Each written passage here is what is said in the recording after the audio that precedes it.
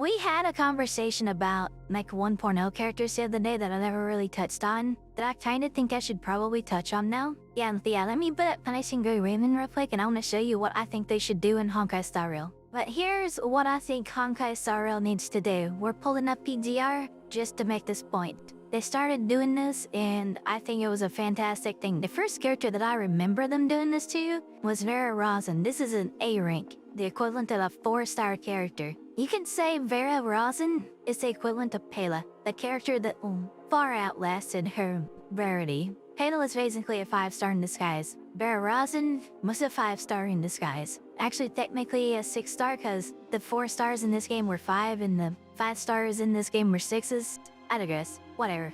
But so, to find out what we do here, we gotta train, go skill. There's this little thing down here called leap skills. These are not available on a character when they come out. These are given to a character way later to bring them up to power. They have been doing this on a lot of characters. So, some of the newer characters that are meta now have leaps. Here's one example. Rosetta Riger has leaps. She don't need them, but she has them. Every character that has leaps are old, that have been brought to relevancy just by adding some extra shit to their kit. One character that is a good example of this, that is power crept, but is still somewhat relevant to her power crept option, is Lucia Crimson Abyss, aka Alpha. She was power crept by Bianca's Stigmata, but once Crimson Abyss got her in leaps, her damage is brought to within a few % of Bianca's Stigmata. Granted, Alpha's a lot harder to play. I haven't actually finished her leaps, but yeah.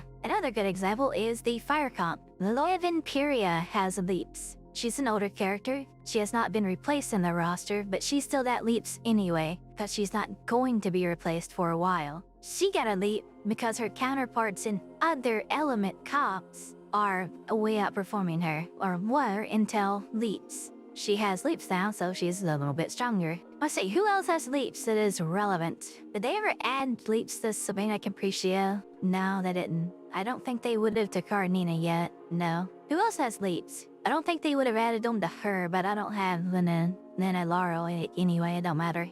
Vera Garnet, I think, has leaps, actually. Yeah, she's got leaps. I maxed them out, in fact, because my lightning team is my main team, because Bianca Veritas get power crept by Alpha. If Bianca power crept Alpha in physical, then Alpha power crept Bianca in lightning. That was really funny. Best character to ever come out in this game. Comes and leaves. Yeah, leaps. The leaps are meant to give characters new life, but what they can do with Honkai Star Rail characters, and now we need to just open up Honkai Star Rail for this. Let's go hop on Star Rail. Actually, no, I'm not gonna hop on Star Rail. Let's actually open up Pride Wind. It'll be a little easier. Yeah, there's a lot of code for Star Rail. I should use those. Alright, so the first character, the limited character to come out, was Zealot. She needs a leap. She needs a leap really badly. Do you want to remember how to use her? What would happen is you would use her skill. She was very skill point hungry. You would use her skill, and if you killed something, she would get another turn. She'll get her Resurgence proc. What you could do with her is add the Resurgence proc to her skill and her ultimate without the need to kill something. And maybe you have her ultimate hit 2 times. I don't know. We're gonna suggest some leaps, but the actual balancing what numbers would be at the Hoyo, right? I'm suggesting for, like, make Resurgence not require killing something, and not cost a skill point, obviously. Let's see, who came out with her? Jingyuan? Right after her. Jingyuan came out right after her? Let's see, a Jingyuan leap. What can we do for the general? We kind of put Sunday out, which made the general kind of really strong again. But what else could we do for a leap? Let me think. His playstyle was all about using his Lightning Lord. You'd want to get attacks off so the Lightning Lord would do more damage. Make stacks for the Lightning Lord build up faster. Like his skill would generate an extra stack for the Lightning Lord, or his ult would generate an extra stack for the Lightning Lord. It's stuff like that that you could do with a leaf that wouldn't pop other characters. I mean, obviously, with Sunday now, he'd probably be a little too powerful with a leap, but I mean, that's a case of it is what it is. Who was after that? Luocha? What can we do to lift up and to make him relevant? What do you guys think? Then yeah, it is. I never had him. I still don't really know how to use him. Other than he just kind of automatically heals without consuming skill points. Give him a buff to the team that isn't locked on his E1. What does his E1 do? Is that shown here somewhere? While the field is active, attack of all allies increases by 20%. Okay, perfect. We can work on that. That isn't locked around his E1.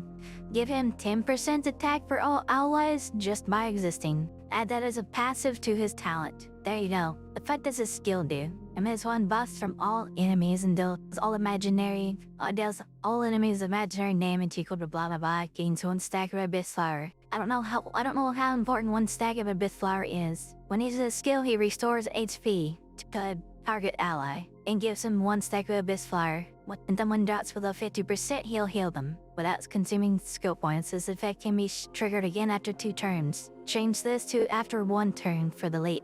Add 10% attack to just his talent. Passive, change that to 1 turn, and I'm not sure. I don't know this character well enough to say, honestly. We came out in the same patch as the Luocha. Was it Silver Wolf? Yeah, so what she does, she implants debuff. She implants weakness. Here's what you do with her. Very easy to make her relevance again. Might actually be too much, but I digress. Make her weakness implant AoE. That's it. That's all you do to her.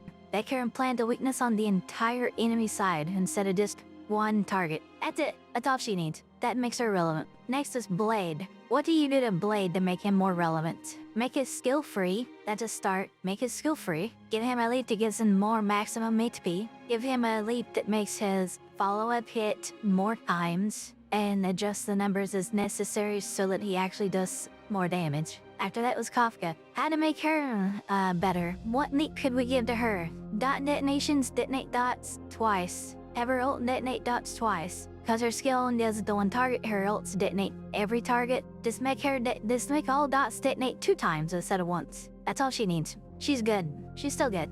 Just give her a little bit more. What was after that? Fujuan? Fujuan doesn't really need more. Maybe give her... She has up to 12.5% crit rate when her skill is active, and 12.5% crit damage. She doesn't really need a... Give her a little bit more buffing power, she's fine, in my opinion. Oh, Jingliu, this is gonna be the hard one. Okay, I got it. Her skill generates 2 stacks. Outside of her state, her skill will generate 2 stacks. Her ult will restore 2 stacks. Generate or restore 2 stacks. And her ult will hit every target. And her skill will hit every target, not just blast. Take her from blast to full AoE. Basic skill generates 2, ult generates 2. Honestly, that probably would be enough. Maybe adjust her multipliers a little bit. Who came out after that? Downhung and Biber Lunae. I don't know this character very well. I didn't have him. I haven't played him very much. I remember you would have to use his skill multiple times. But I also remember people saying that his second Eidolon made him an entirely different character. After using his ultimate, his action is advanced forward and gains 1 extra Squama Sacrosancta, whatever the fuck that is. Reduce the cost of his enhanced attack by 1. Honestly, yeah, have his charge up hit generate 1 extra. The first or something. His treasure enhanced it all by 1. All of this enhanced twice, enhanced once, not enhanced. Make this the default. Make this the enhanced the 1 time and this the enhanced 2 times. Yeah, just shutting the whole thing by 1. Doesn't have a regular basic attack anymore. What if the Sacrosanta? What is this? Okay, his technique. He would start with 1 stack. Okay, I see. Okay, here's the idea. Leap number 1.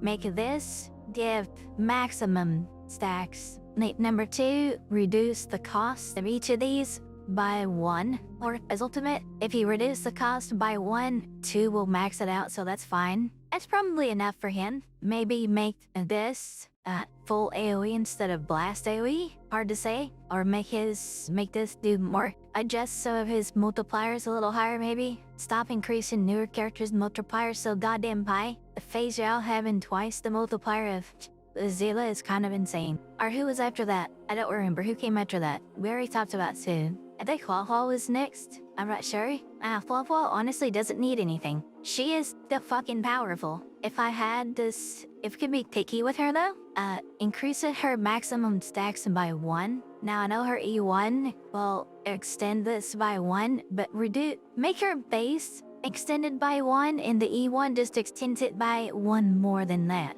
I went to that, add maybe a little bit of speed to her talent just by default. Extra 5% speed on her talent just by existing. I don't know, that might actually be bad for some characters, like pairing Ruan Mei with Castrus might be bad, for example. And maybe not attack, or she's maybe an extra amount of flat attack. Like she'll just give like 200 flat attack by existing, something like that. Will give everyone some max HP by a few percent. I know there's a couple ways to make her better. She doesn't really need to be a lot better because she aged like wine while is still really powerful now. Let's see next, Topaz. Again, she's a case of aged like wine. She's still good. She doesn't need a lot, and maybe have Numby come up sooner. Just make Numby's advancing forward, and that'll higher, I guess. Not sure. That sounds like it'd be fine though. She's still good, honestly. She doesn't need to be too much powerful. I just make Numby have more turns. So after that, what was it? Topaz is top tier, but she is old, which is why I'm saying she doesn't need much. Like if she's gonna get anything, just like make Numby advance for it a little bit faster. She doesn't really need anything, honestly though.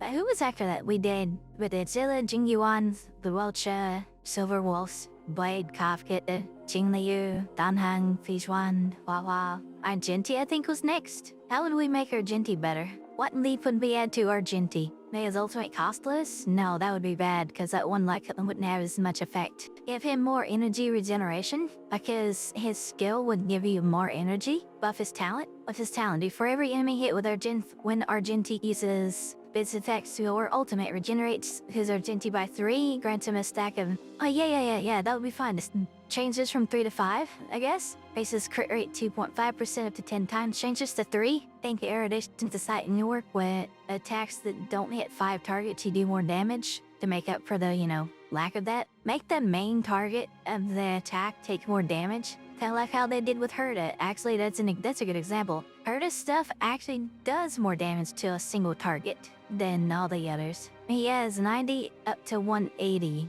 energy. Okay, so yeah, just make him regenerate energy faster. 5 on this, 5 energy per hit there, 3% crit per stack, and give him, let's see, buff his technique a little bit, maybe start him with more energy, change it from like 15 to 30 or something, rather deals damage for 6 extra times. Maybe beyond what we suggested already, just adjust his multipliers a little bit. Yeah, so Dr. Ratio, how do we make him better? What would we do if we were to add leaps to Dr. Ratio? Palette. When using this skill, he has a 40% fixed chance of launching a follow-up attack. Okay, here's what I think you should do. At bare minimum, that's 40% bullshit. Make that 100.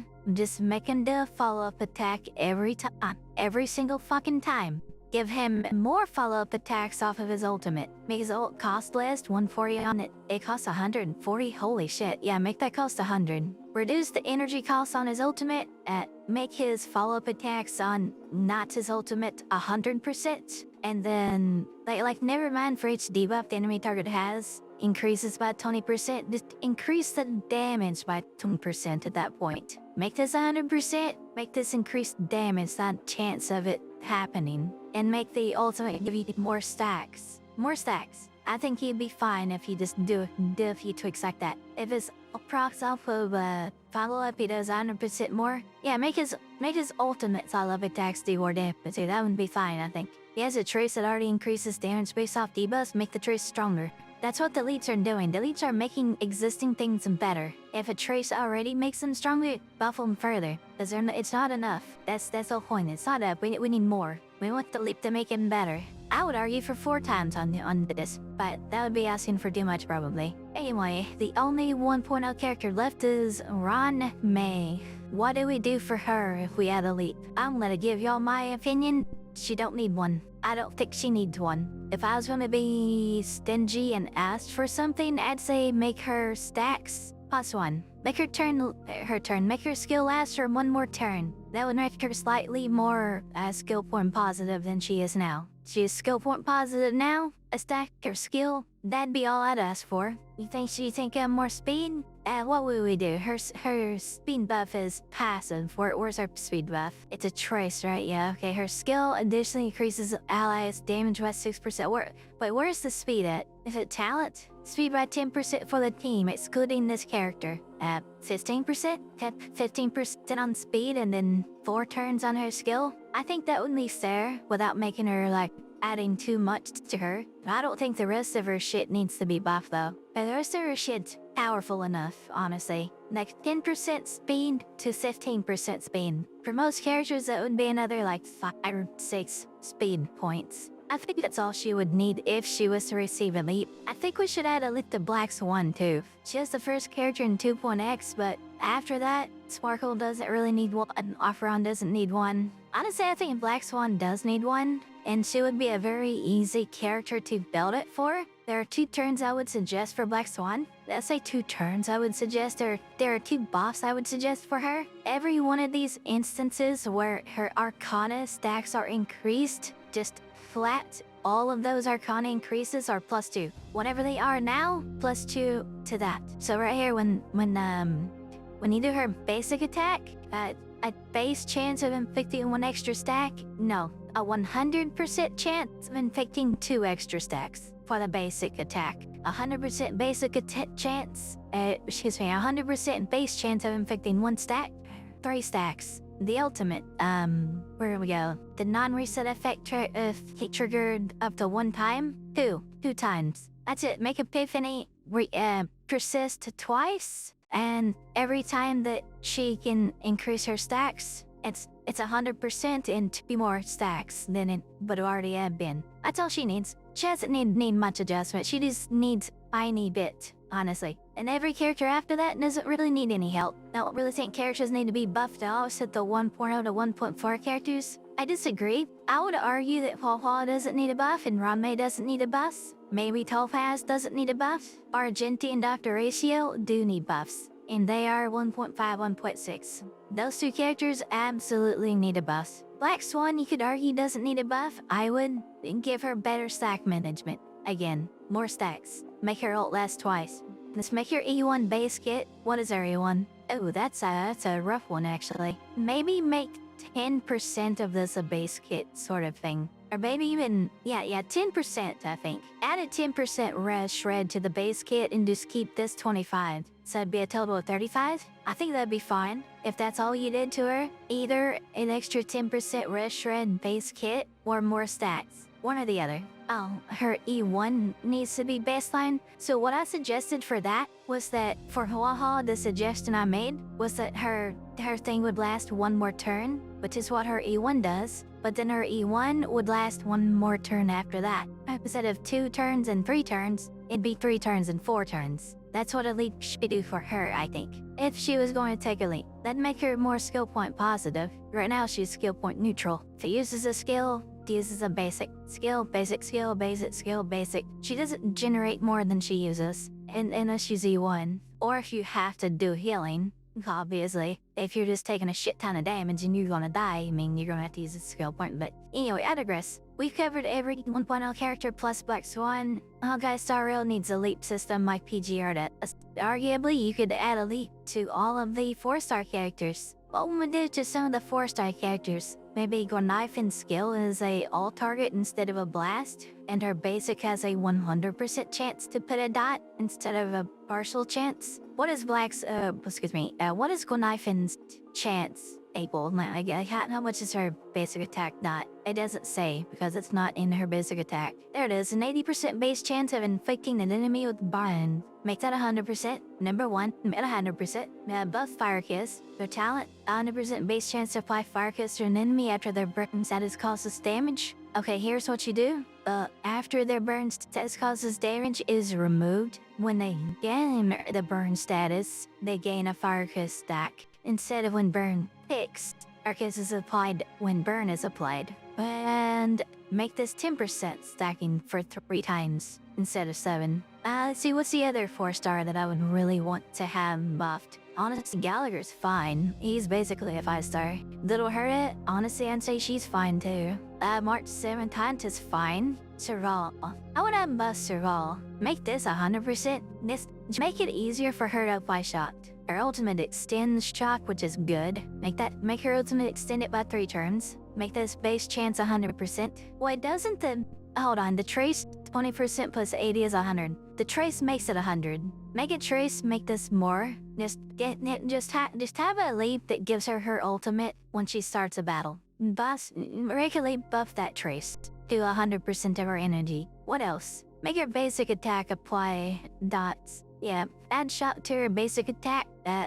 Make her have an ult on when she enters battle, and make her ultimate extend shock by an extra turn. Obviously, we don't want to give the 4 stars too much buffs, but I think a lot of them deserve some buffs. Sampo, I'm not even sure what I would do. Make him stack faster? No. Make his skill bounce 3 times, maybe make his basic attack bounce a couple times.